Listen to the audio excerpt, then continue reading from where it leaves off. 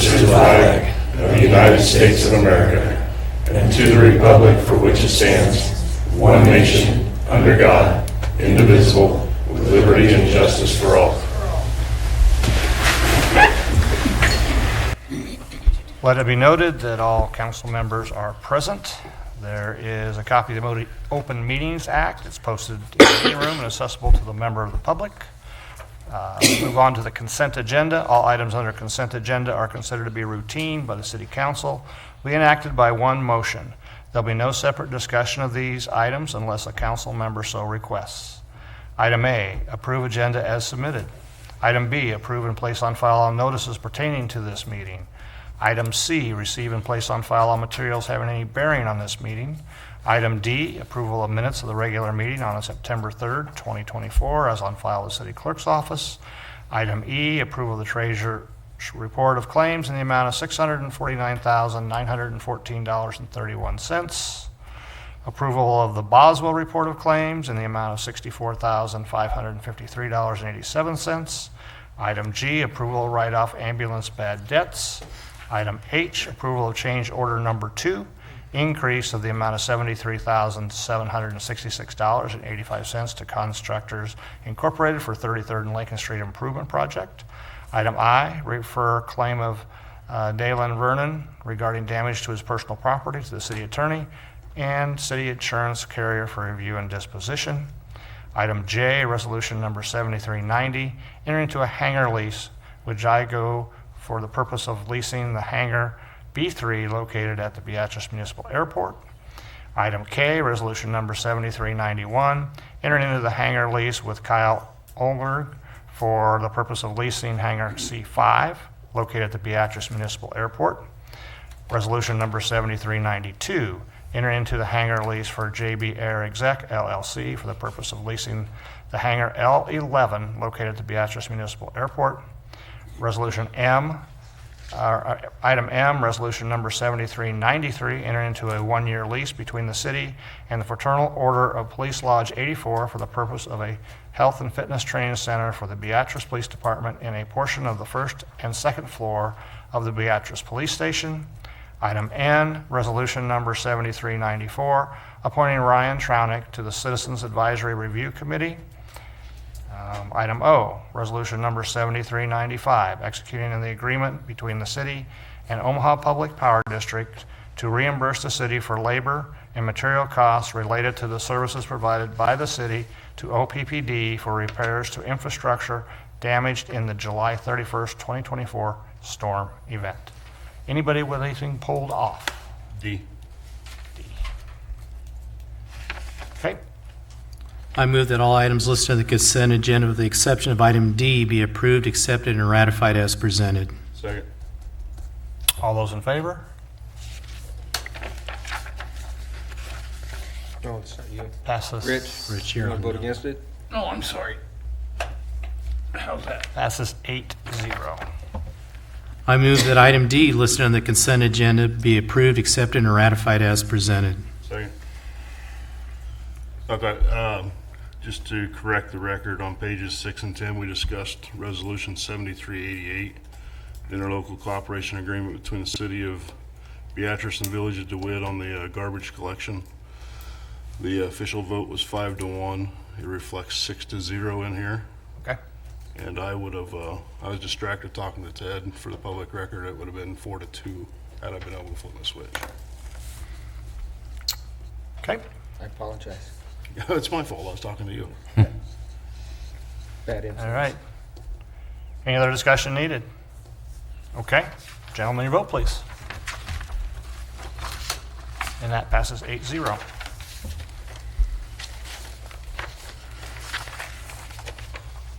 Okay, tonight we have several public hearings. First public hearing is for the purpose of setting the fiscal 2025 final property tax request. That hearing is now open. Last time we met, we talked about the budget for the City of Beatrice, and if you recall, our property tax request this year is $3,363,300, which will ultimately set your property tax rate at 0.347057, which is a reduction from the previous year. Discussion. from the public? Seeing no discussion, Mr. McLean. I move the public hearing be closed at 7:05 PM. Second. Your vote, please. Passes 8-0. Next public hearing is for the purpose of supplementing the fiscal year 2024 budget. That hearing is now open. So every year we supplement the budget for the current year. It's not something that's generally required by the state of Nebraska since our total expenditures will be under what we had budgeted the previous year. However, when we file the ACFR at the end of the year, if we have a budget, we have something that goes over budget, we have to note that in that particular document, and so that's why we always come back and just supplement the budget. If you look in your packet, this year's supplement is just over $8 million for the budget. Looking through there, you look at the general fund, you have an ambulance that was supposed to be purchased in FY23 that got carried forward. And then you have the property acquisition and Merchant McIntyre. Those are two items that were not budgeted for that we spent out of cash reserves. You go through the EBA fund, our health claims came in higher. We have cash reserves in the EBA fund to help absorb that one. The street department had two items that carried forward from FY23. That's a result of that particular supplement. The airport, their airport roof repairs were supposed to be done in FY23, carried over to FY24. That is a majority of their supplement there. The capital improvement plan, you had some donations that came in, and you had the city roof repairs for FY23 that carried over into 24. That's the supplement there. You do have the Paddock and Lincoln Street site design. That was something we initially didn't budget and ended up running it through the capital improvement plan. The ARPA dollars, we have supplementing the budget for FY24 to spend all of those dollars, and that comes down to a timing issue on 33rd and Lincoln Street. How much of 33rd and Lincoln Street will be done by the end of this fiscal year will dictate whether or not you spend all of the ARPA dollars in 24 or spend some in 25. And just to be on the safe side, we assume that we'll spend all of them in 24 and supplement the budget that way. Sanitation, you see their supplement there, about $181,000. They have some additional vehicle repairs, recycling, and some additional tonnage fees. All those all come through the sanitation revenue line. And then electric has a supplement of about $850,000. Those are two projects that carried forward from 23. The water department, we've talked about a number of times, it all has to do with the SRF loan. We had some stuff that leaked into FY24. That's hence the reason for their supplement. And on the WPC department, they had two items, a dump truck and a industrial park bypass line that carried over from FY23 to FY24. So most of the things that caused your supplement this year are carry forwards from FY23 that get finished up in 24. No, I don't think I understand the 33rd Street that's being carried forward. It has to be done. It has. So we budgeted for a certain amount to be expended in FY24 from ARPA dollars. Yeah. Depending on exactly when 33rd and Lincoln Street is done, will dictate whether or not you spend more of those dollars in FY24 or some of them happen to be in FY25. The part of it's done now. Correct. And so we've been billed that part and we've paid it. Okay. The next bill should come through before the end of the fiscal year. Okay.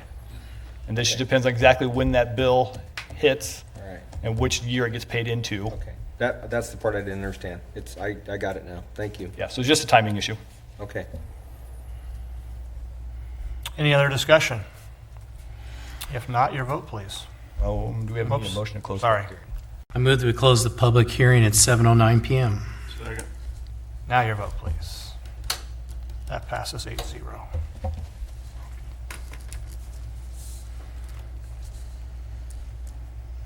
so now we do the ordinance. Yes. Yep. So now we will do an ordinance adopting the biennial appropriations bill for fiscal period 24 and 25. I move that said ordinance be given number 24-27. The title thereof be approved, the rules be suspended, and the said ordinance be read by number only 3 times tonight. Second. A motion to suspend the rules is not debatable. Your vote, please. That passes 8-0. Ordinance number 2427 by number only the first time, 2427 the second time, and 24-27 the third time. I move that ordinance number 24-27 be passed and approved. Second. So this ordinance simply approves the supplement we talked about for FY24 and approves the FY25 budget that we talked about at the last board meeting. This is our last budget thing, isn't it? You do have a couple more things coming up for the budget, yes. Oh, I see them now. I just don't want it, I don't think I'm going out on a limb speaking for everybody here in that it's a very good budget. And Bob, you and Tobias and all the department heads should be congratulated on that budget. You guys did a very good job. It's going to be fun watching these 100+ projects or whatever get done, hopefully in this next year. And I just would like you to write it down and thank the department heads for not only looking at one or two, but I think last year we asked them to go out 8 years or something and project. So all that takes time and effort. So we appreciate all the work that they did on that, especially Hannah. Okay, I know it's her job, Hannah, but you got to live with these numbers. And the wonderful thing is you get to start all over again in a couple of weeks, you know. So anyway, thank you for the effort you put in on that. I appreciate it. Thanks, Terry. I just got to pull my every budget deal. Hannah, is everything all right? All right, good then. Come on, 27 years to do it. Never gets old. All right, your vote, please. That passes 8-0. Okay, the next public hearing is for the purpose of considering adoption of Plan Modification WW to Redevelopment Area Number 12, Paddock Lane Redevelopment Project. That hearing is now open. So as with all of our TIF projects, we have a public hearing at this body. So at this point, it's gone to the CRA, to the Planning and Zoning, back to CRA, and then to this body, and ultimately, hopefully with your approval, it'll go back to CRA for final approval at a future meeting here. Unlike every other TIF project, I think you guys are well aware about this particular TIF project and very familiar with it. So, but this is the Paddock Lane site. One thing that's different in here is most of what TIF will look to cover in this particular site has to do with the infrastructure and then site acquisition cost. The infrastructure right now we're estimating to be about $1.5 million for this site. There are 28 lots at this particular site, is what we're looking at, and we're looking to do this project in phases. So each lot will end up probably being its own phase moving forward. And what that does is basically give each phase has its own 15-year clock. We've done this at some other locations in town, but this will be the first time really like each lot has its own phase as things progress. But that's what we're looking for TIF on this particular project. Wow. It's a lot of paperwork. A lot of work. Discussion. Mr. McLean, I see none. Let's close the hearing. I move the public hearing be closed at 7:13 PM. Second. Your vote, please. That passes 8-0. Now we'll have a public hearing will open for the purpose of considering adoption plan modification XX to redevelopment area of number 11, Lincoln Elementary redevelopment project. That hearing is now open. So just identical to what we talked about, but this one's at Lincoln School site. This one, we're looking at infrastructure right now, estimated about $1.4 million for this particular site. The plans that we all looked at here the last time for the master design at this site had 20 lots in it, so just a few less than Paddock. And again, we're looking to do this in a number of phases as we progress on this particular site development. So if somewhere down the road here, we decide that this is a lot of work, and we have a developer that comes in and says, I want to buy the remaining lots, does it all go to one TIF project then, or does it still remain individual lots? At that point, we probably have to do one TIF project. We'd have to look at and see, because you got to have some reason that starts that clock running. Most likely it would be in one TIF project, but that's something we would look at, talking to the developer, how they would want to acquire those, when they'd want to acquire them, when they think they'd start. Those are all just conversations we have. My question was just, or do we have to start completely over? And I guess that answers it. You can if you want. Yeah. Okay. Any other discussion? Mr. McLean, let's close the hearing. I move the public hearing be closed at 7:14 PM. Your vote, please. Passes 8-0. Okay, resolution, move on to resolutions.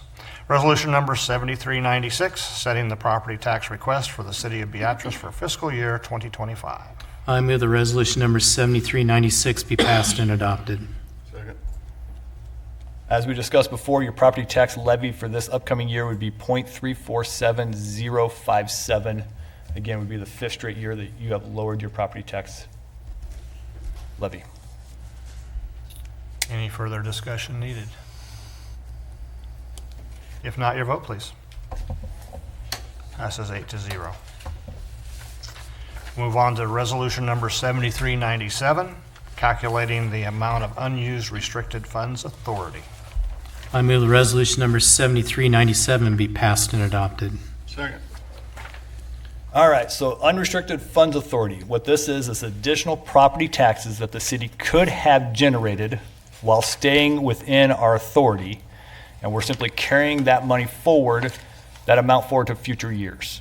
We do this every year. It's something that's out there. We may or may not need it, and especially with LB 34 coming through, really not sure how that applies for future years, but once again, we come back to you and ask you just to approve the restricted funds authority. Any discussion needed, gentlemen? If not, your vote, please. That passes 8-0. Resolution number 7398, adopting Plan Modification WW to redevelopment area number 12, Paddock Lane redevelopment project. I move the resolution number 7398 be passed and adopted. Second. This resolution just approves the plan modification for Paddock Lane that we talked about just a couple minutes ago, something you do with all your different TIF projects. Seeing no discussion, your vote, please. Passes 8-0. Follow that up with resolution number 7399, executing the redevelopment agreement for Plan Modification WW. I move the resolution number 7399 be passed and adopted. Second. So this resolution is new, and it has to do with the fact that the city is the redeveloper on this TIF project. And so the first resolution you just passed approved the plan modification. This one authorizes the city to sign the redevelopment agreement as the redeveloper. Then as lots sell, we'll assign our interest off to the new buyer or developer, whoever it is, and they then will become the redeveloper of those particular lots. But to start with, the city's the redeveloper, and this resolution authorizes us to sign this agreement. And maybe you answered it there, T, but on these next 3 or 4 resolutions, we're not tying our hands relative to if a developer wants to do, okay, or if we don't want to do duplexes, we want to do condos or townhouses or something like that, right? Nope. All this talks about is being residential. All right. Any more discussion? If not, your vote, please. That passes 8-0. Okay, now we'll move on to resolution number 7400, adopting Plan Modification XX to redevelopment area number 11, Lincoln Elementary redevelopment project. I move the resolution number 7400 be passed and adopted. Second. Same thing we just talked about, but this one again is now we're at Lincoln School Site rather than being at Paddock. Approves the redevelopment plan. Any more discussion? If not, your vote, please. Passes 8-0. Resolution number 7401, executing the redevelopment area for Plan Modification XX. I move the resolution number 7401 be passed and adopted. Second. Again, authorizing the city to sign the redevelopment agreement as the redeveloper for the Lincoln Elementary School site. Any discussion needed? Gentlemen, your vote, please. Passes 8-0. Item G, resolution number 7402, executing the union contract for the Fraternal Order of Police Lodge 84. I move the resolution number 7402 be passed and adopted. Second. The union contract with the FOP expired this year, or expires here at the end of this month. They came in and met. They proposed a 1-year contract extension. We agreed to a 3.5% rate increase in the wages. It does clean up some language in the contract regard to those individuals who work 8-hour shifts, which are largely your school resource officers, and also clean up some language with regards to individuals that leave employment and come back to us within a year and how you calculate their continuation of service. But we cleaned up those two items, and then again, a 1-year contract at a 3.5% increase. Discussion. I see no discussion. Your vote, please. That passes 8-0. Okay, resolution number 7403, executing the loan agreement, promissory note, personal guarantee, and deed of trust, and any other necessary documents between the city and Jason J. Hartig and Jessica L. Hartig for a direct loan in the amount of $46,883 as part of the Downtown Revitalization Program and the CDBG Grant 23-DTR-002. I move the resolution number 7403 be passed and adopted. Second. So our 2023 CDBG Downtown Revitalization Grant, we got $435,000 to make improvements in the downtown. We received 45 applications requesting more than $10 million worth of funding. And so obviously we can't fund everybody.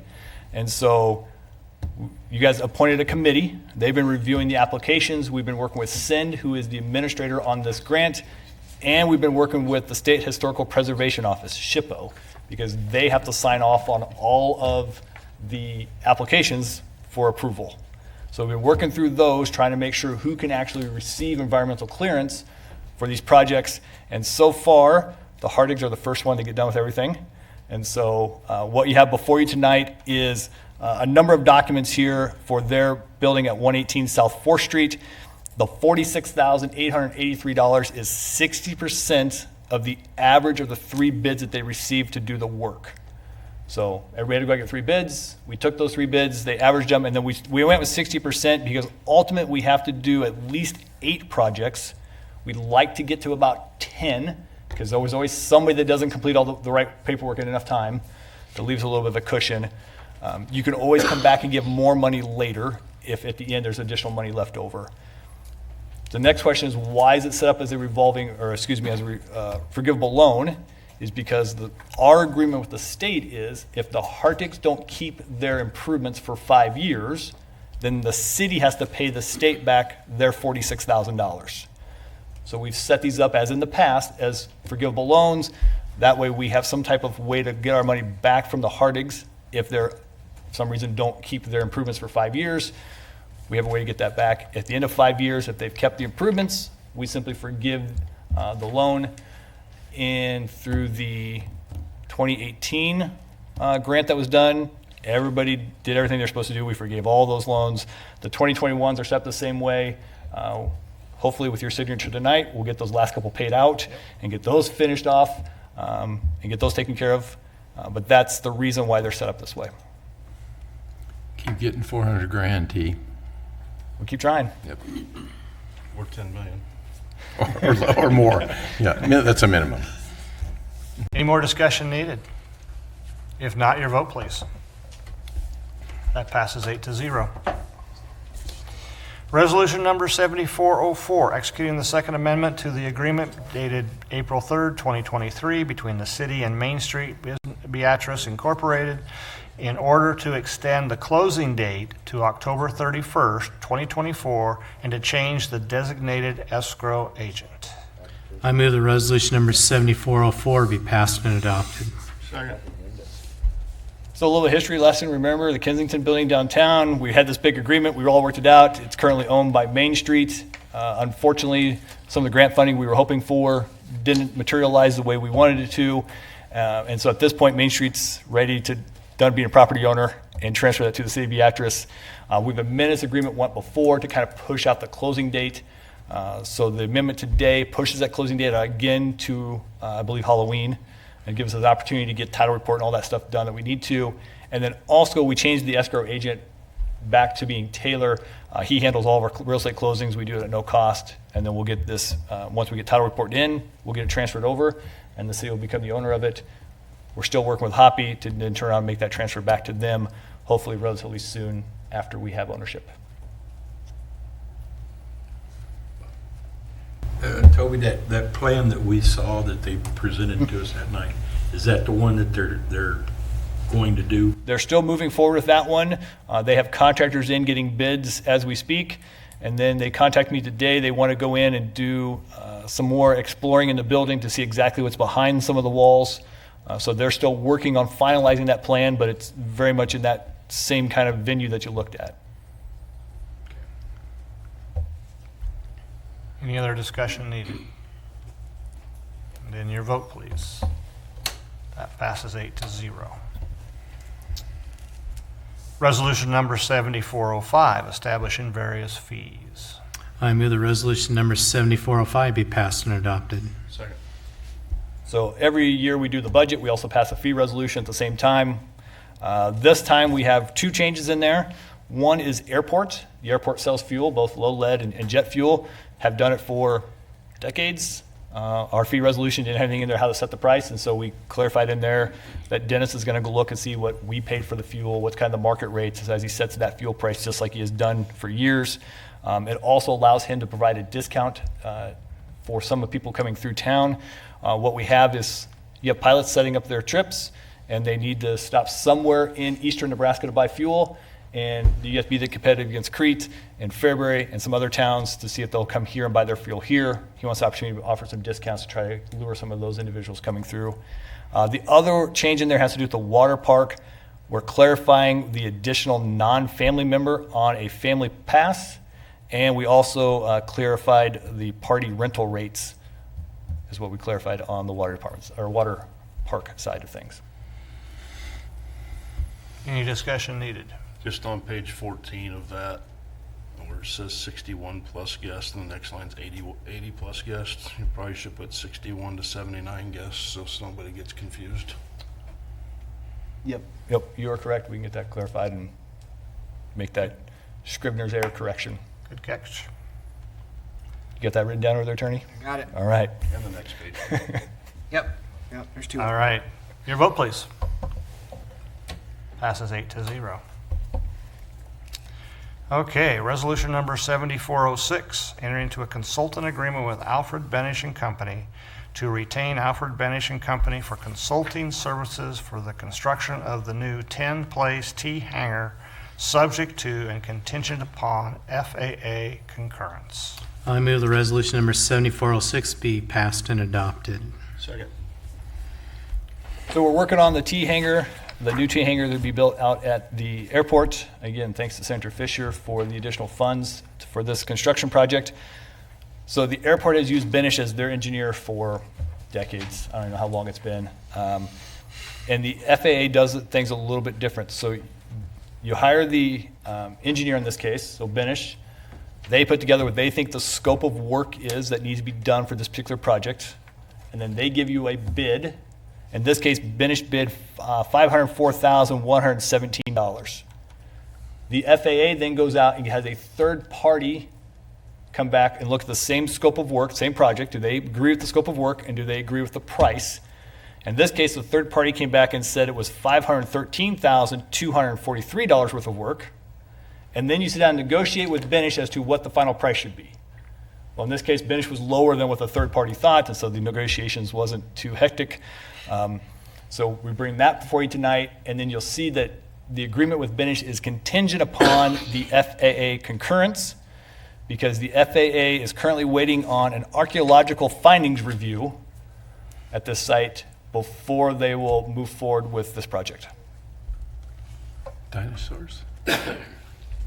Any discussion needed? Native Americans, you keep digging up Indians. All right, your vote, please. We did in Sydney. Passes 8-0. Yeah. Resolution number 7407, executing the assignment to assign to city all of Hoppy's rights, title, and interest in Stoddard Elementary. I move the resolution number 7407 be passed and adopted. Second. So we're working on acquiring the different school sites from Beatrice Public Schools. Right now, what we're looking at is acquiring Stoddard and Cedar on October 8th. After your next council meeting, because it requires a public hearing on the 7th, so we'll do it on the 8th. And so, working with Hoppy as to timing, if you recall, Hoppy needed to have Stoddard School assigned to them so they could show it for the grant.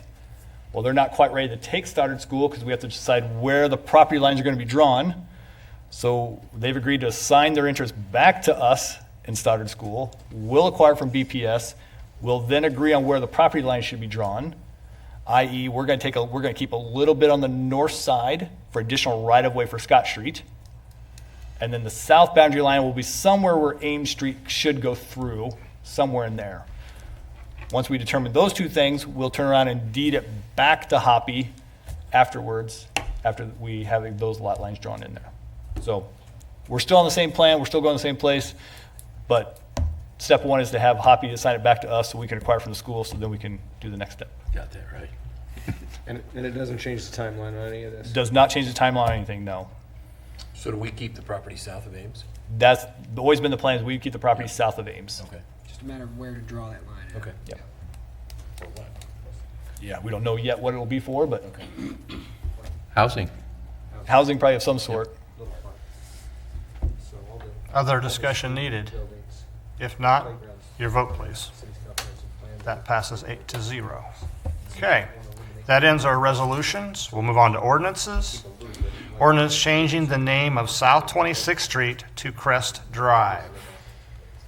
I move that said ordinance be given number 24-28, the title thereof be approved, the rules be suspended, and the said ordinance be read by number only 3 times tonight. Second. A motion to suspend the rules is not debatable. Your vote, please. That passes 8-0. So, ordinance number 24-28 by number only the first time, 24-28 the second time, and 24-28 the third and final time. I move that ordinance number 24-28 be passed and approved. Second.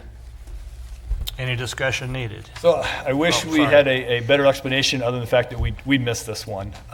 So when the north side of the road was originally platted, so we are out on the east side of town. The new gas station is just east of the picture you see there. On the north side is Highway 136. Glease's Dental is in this location. So when that street was originally platted, it was platted as North 26th Street, and the city council changed it to Crest Drive by ordinance, just like we're doing tonight. And so when they went and platted the south side of the street, they platted it as South 26th Street because that's what Google shows it as, and we didn't catch it through our review process. And it makes no sense for us to change a street name in the middle of the street. And so we said, let's bring back the exact same ordinance we did before, and we'll change Crest Drive on the bottom, on the south side there. We'll change that name to Crest Drive before we start addressing anything. Glease's Dental is out there, is known as a Crest Drive address. Everything else out there's got a Crest Drive address. It didn't make any sense to have two different street names, so that's what we're doing on this one. Discussion from the public. Your vote, please. That passes 8-0.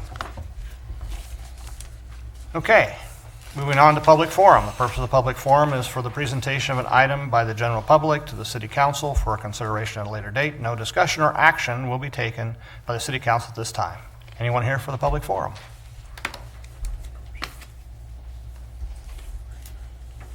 I'll have you state your name and address.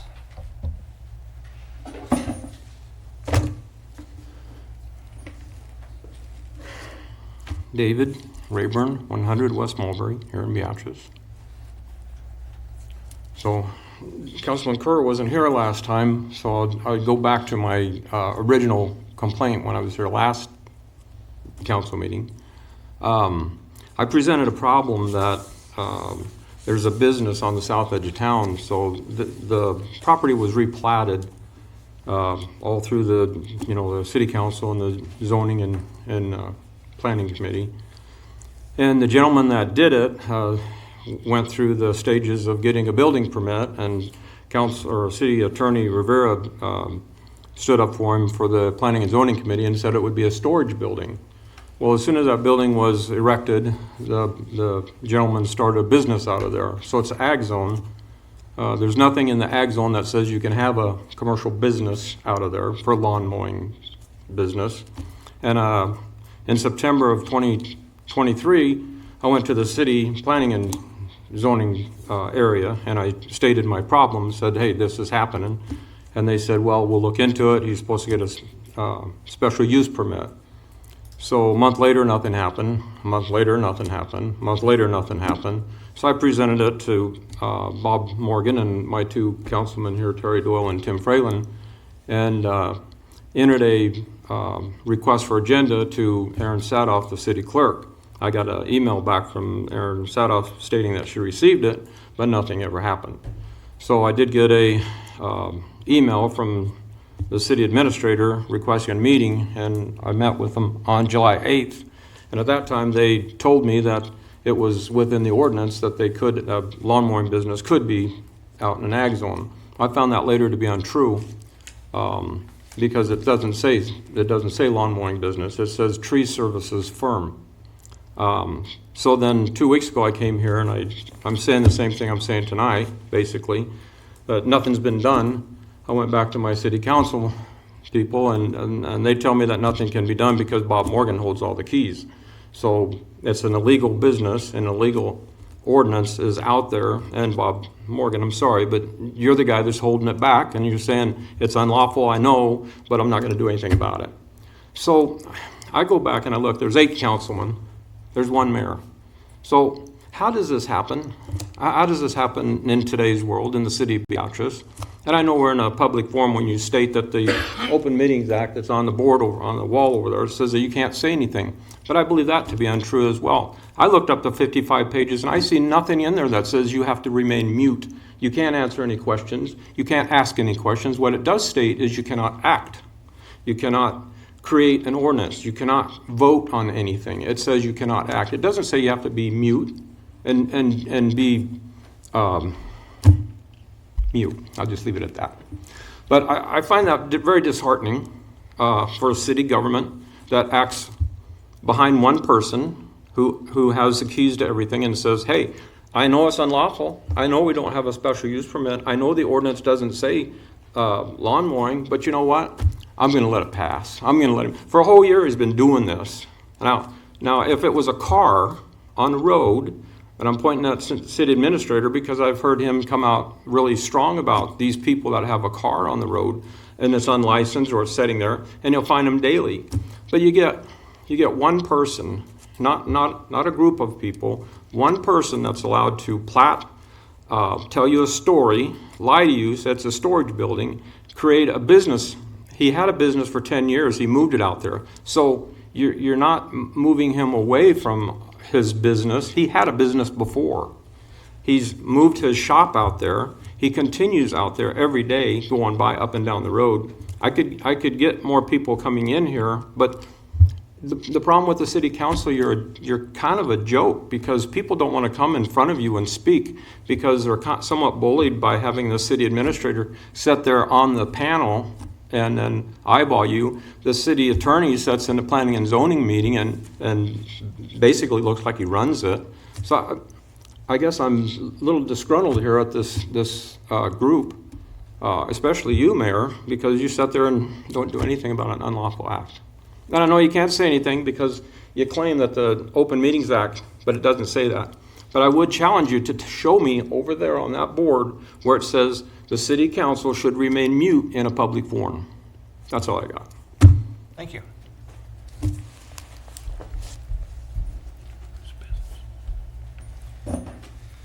Anyone else for the public forum?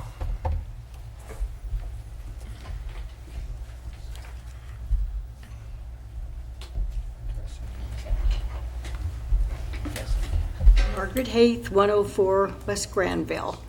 And Mr. Rayburn just brought up a question that I've actually had in my mind before with the public forum, because likewise I have searched through the Open Meetings Act, and I've also looked at Robert's Rules of Order, and I cannot find anywhere that it says during a public forum that whether it be a city council and the county, we go to all the county meetings, they do the same thing, you know, when you have a public forum. So I just am curious, and I know you supposedly can't speak, but I've just been curious as to why during the public forum, you guys aren't not allowed to at least, you know, to interact a little bit. So Taylor, if I would send you an email, could you respond and let me know the answer to that question? You know, what rule? I mean, is it something that is set by the state, or, you know, just what is it that's dictating? Absolutely. Okay, I would really appreciate that. Thank you very much.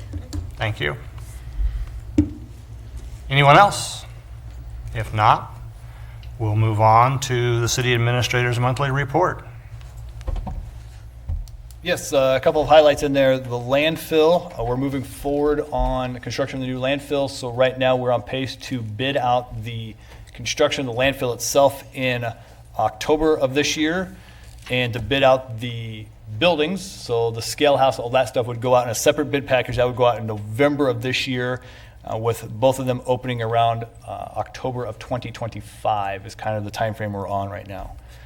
If you have not been down to City Hall lately, we've got some construction going on down there. We are working on moving the generator that was at the City Auditorium and served the old fire station. We're working on moving that up to City Hall to serve our building in the event of a power outage. So we can continue to have operations there. 33rd and Lincoln Street. Right now, the constructors is looking to open 33rd Street the first week of October. And so then if you wanted to get to the school, you would come up 33rd Street, you go through the roundabout and come in on the north entrances on the school site. Those would be open.